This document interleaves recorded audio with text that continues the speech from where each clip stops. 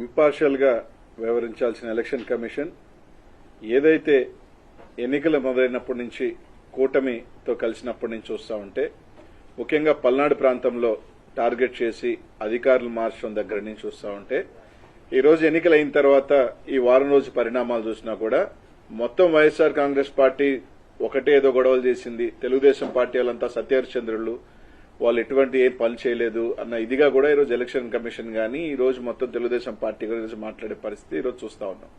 అదిగాక 13వ తారీఖు నుంచి ఈ రోజు దాకా మాచర్లో జరిగిన గొడవలు కావచ్చు, లేకపోతే పిన్నెల రామకృష్ణారెడ్డి గారి మీద వస్తున్న అపోదలు కావచ్చు, అన్నీ కూడా ఈరోజు స్పష్టంగా మేము ఒకటే చెప్పదలుచుకున్నాం. ఈ రోజు ఏదైతే ఎన్నికలు మొదలైనప్పటి నుంచి ప్రత్యేకంగా ముఖ్యంగా పల్నాడు ప్రాంతాన్ని టార్గెట్ చేయడంలో కానీ ముఖ్యంగా దాంట్లో మాచర్ల నియోజకవర్గానికి సంబంధించి ఎన్నికలు ఇంకొక 3 రోజులు ఉండగానే అధికారులంతా ఒకటొకటిని మార్చడం, ఎస్ఐల్ని సీఐల్ని మార్చడం, సీఐలు కూడా వాళ్ళ సామాజిక వర్గానికి సంబంధించి సీఐలు తీసుకురావటం, ఇవన్నీ కూడా చూడటం జరిగింది. ఈరోజు వాస్తవానికి ఈరోజు ఆ రోజు ఎన్నికల రోజు కూడా అనేక సార్లు మా ఎమ్మెల్యే అభ్యర్థి రామకృష్ణారెడ్డి గారు అనేక సార్లు చెప్పాడు. ముఖ్యంగా ఈరోజు వాళ్ళు చెప్తా ఉన్నారు, వాళ్ళ ఎంపీ అభ్యర్థి కృష్ణదేవరాయలు గాని వీళ్ళందరూ కూడా ఏం చెప్తా ఉన్నారు, మాకు పోలీసు ఎక్కడా కూడా సహకరించలేదు, పోలీసు ఇది చేయలేదు, పోలీసు బందోబస్తు పెట్టలేదని మాట్లాడుతున్నారు. ఈరోజు స్పష్టంగా మేము తెలుగుదేశం పార్టీ నాయకులు కానీ ఈసీఐని కూడా అడుగుతా ఉన్నాం, మీరు ఇంపార్షియల్ గా వ్యవహరించలేదన్న దానికి. ఈరోజు ఇదే మాచర్లో ఎమ్మెల్యే గారి గ్రామం అయిన కర్లగుంట కావచ్చు, కేపీగూడెం ఏదైతే కేవలం 4,000 ఓట్లున్న 2 గ్రామాలలో పక్కపక్క గ్రామాలలో 2 డీఎస్పీలు పెట్టారు మీరు. అదే ఒప్పిచెర్ల 5,000 ఓట్లున్న పక్కన తుమ్మరకోట, చింతపల్లి, పాల్వాయి గేట్ లో విపరీతంగా రిగ్గింగ్ జరుగుతా ఉంది, ఆ ప్రాంతంలో భయభ్రాంతులు చేస్తున్నారని చెప్తున్నా కూడా ఎమ్మెల్యే గారు కానీ ఎస్పీకి ఫోన్ చేసినా కానీ కనీసం స్పందించాల. ఆ రోజు స్టార్ట్ అయిన రోజు చూసుకున్నా కూడా ముట్టుకూరు గ్రామంలో ఆ రోజు ఆ తెలుగుదేశం పార్టీ వాళ్ళు పోయి ఎస్సీలని బీసీలని కొట్టడం గాని, ఈ రోజు అలాగే తుమ్మరకోట్లు అయితే దాదాపు ఈ రోజు ఈసీని అడుగుతా ఉన్నాం మేము, మీరే అన్నారు 9 దగ్గరల ఈవీఎంలు పగలగొట్టారని. కేవలం ఒక్క రామకృష్ణారెడ్డి గారిది మాత్రమే ఎందుకు రిలీజ్ అయింది?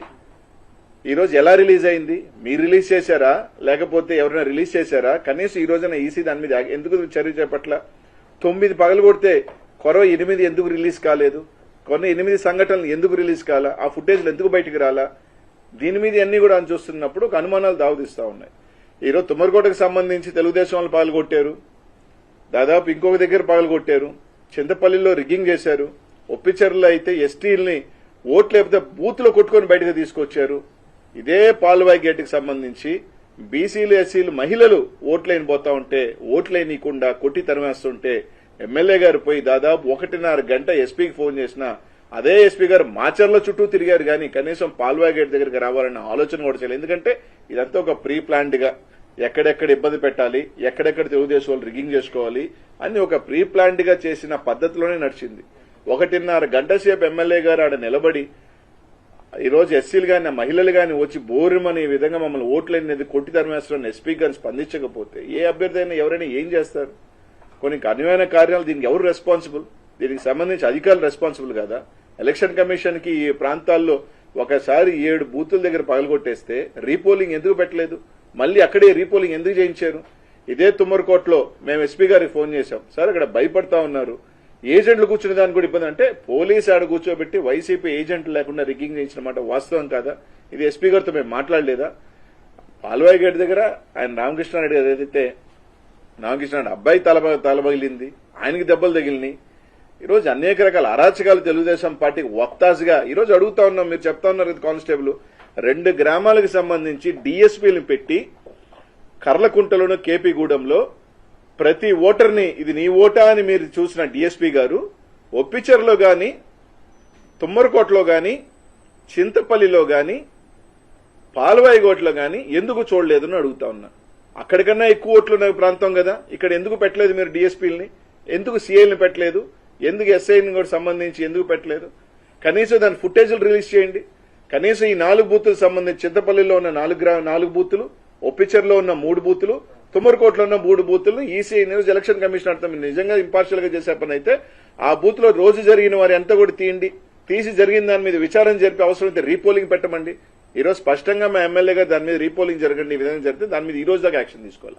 13వ తారీఖున మీరు చెప్పారు పగలగొట్టారని. 13వ తారీఖున ఎస్పీ లేరా? పోలింగ్ ఆఫీసర్ లేదా? ఆ రోజు వెబ్ కాస్టింగ్ నుంచి మీరు వీడియో ఎందుకు తొలగించలేదు? 20వ తేదీ దాకా పట్టిందా మీకు?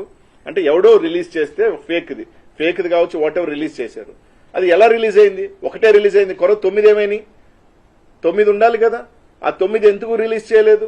అంటే వైఎస్ఆర్సీపీఏ గొడవలు చేసింది అనేది ఒక బ్లూ ప్రింట్ ఇవ్వాలన్న క్రమంలో తెలుగుదేశం పార్టీని కాపాడుతున్న మాట వాస్తవం కాదా? ఈరోజు ఎలక్షన్ కమిషన్ ఈరోజు దాదాపు అదే కారంపూడిలో ఎన్నికలైపోయిన తర్వాత పోతురాజుగుంటలో బుడగజంగాల మీద, పేదల బుడగజంగాల ఇళ్ల మీద దాడి చేసి టీవీలతో సహా ఎత్తుకోపోయిన సంఘటనలు వాస్తవం కదా. ఇవన్నీ ఎందుకు ఇది చేయట్లేదు? ఈరోజు కేవలం మేము అడుగుతా ఉన్నాం, ఈ 4 గ్రామాలకు సంబంధించి మీరు ఫుటేజ్ రిలీజ్ చేయండి. ఒప్పిచర్ల కావచ్చు, చింతపల్లి కావచ్చు, తుమ్మరకోట కావచ్చు, పాల్వాయి గేటుకు సంబంధించి ఏదైతే మీరు చెప్తున్నారు ఎమ్మెల్యే గారు పగలగొట్టారని చెప్తున్నది కాకుండా కొరవ దగ్గర పగలగొట్టిన ఈవీఎంలన్నీ పగలగొట్టిన అన్ని ఫుటేజీలు రిలీజ్ చేయండి. ఆ రోజు పోలింగ్ జరిగిన సరళి కూడా మీరు రిలీజ్ చేయండి. ఖచ్చితంగా దాంట్లో రిగ్గింగ్ జరిగిన మాట వాస్తవం కదా, పోలీసు అండదండలతో జరిగిన మాట వాస్తవం కదా అని అడుగుతా ఉన్నా.